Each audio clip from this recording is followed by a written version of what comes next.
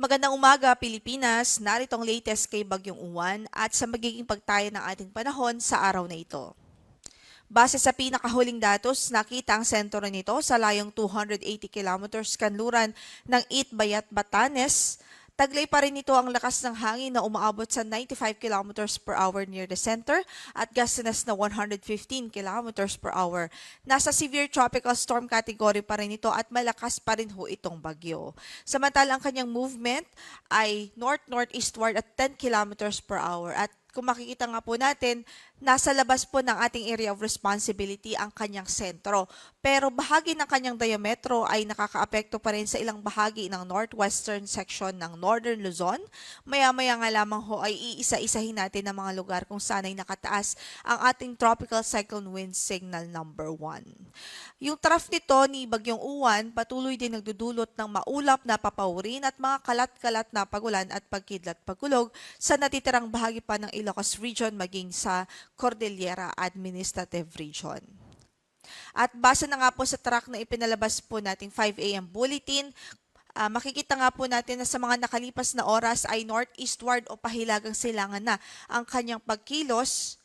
So, tinatahak pa rin ito ang pa-northeastward o pahilagang silangan na direction at most likely ngayong umaga o mamayang hapon ay pwede po itong mag-re-entry o ine-expect natin ang re-entry nito sa ating area of responsibility.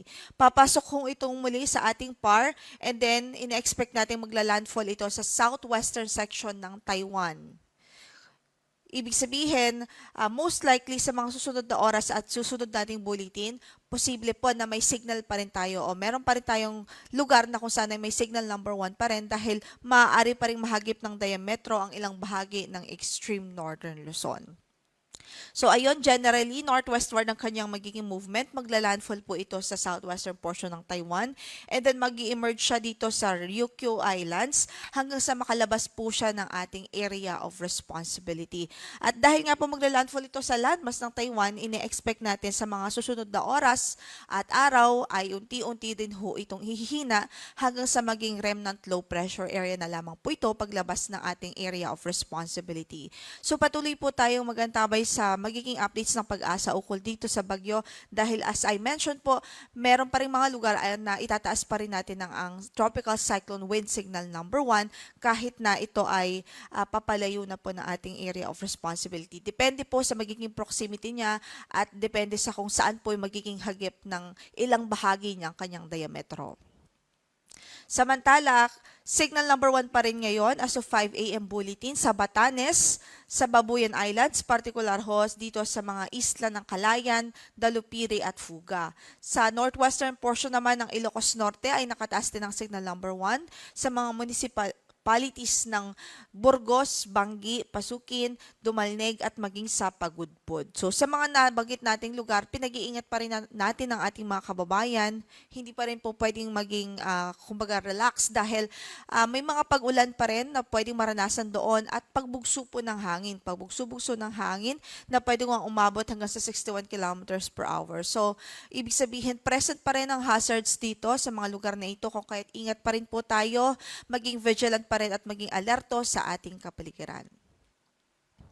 Samantala, ito naman yung mga lugar kung saan wala pong signal pero pwede pa rin makaranas ng mga paminsang-minsang pagbugso po ng hangin. Ang mga lugar na yan ay dito po sa Ilocos Region, Cordillera Administrative Region, sa Cagayan kasama na ang Babuyan Islands at maging sa Isabela.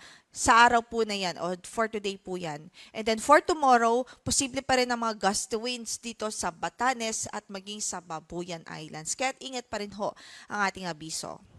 Samantala sa ating pagtayo ng panahon, magiging masugid pa rin ang panahon sa Batanes, sa ilang bahagi ng Babuyan Islands at sa northwestern portion ng Ilocos Norte dahil pa rin kay Bagyong Uwan, direktang epekto pa rin ito ng bagyo. Samantala yung trough ng Bagyong Uwan ay magdudulot pa rin ng maulap na papawrin na may mga kalat-kalat na pagulan at pagkidlat pagkulog sa Ilocos Region o sa natitirang bahagi pa ng Ilocos Region at maging sa Cordillera Administrative Region. region. Hamantalang dito sa Metro Manila at natitirang bahagi ng bansa ay improved weather ang mararanasan, bahagyang maulap hanggang sa maulap ang ating papawirin, mababa po yung tsansa ng malawakang pag-ulan. Pwede lamang ho o may tsansa lamang ng mga localized thunderstorms, especially po sa hapon at gabi. Meron pa rin po tayong gale warning ngayon na nakataas sa Batanes, Babuyan Islands, maging sa Ilocos Norte. Ito po kasi yung lugar na talagang affected pa po ng bagyo at expected po natin na maalon pa rin hanggang sa napakaalon ng kondisyon ng karagatan doon.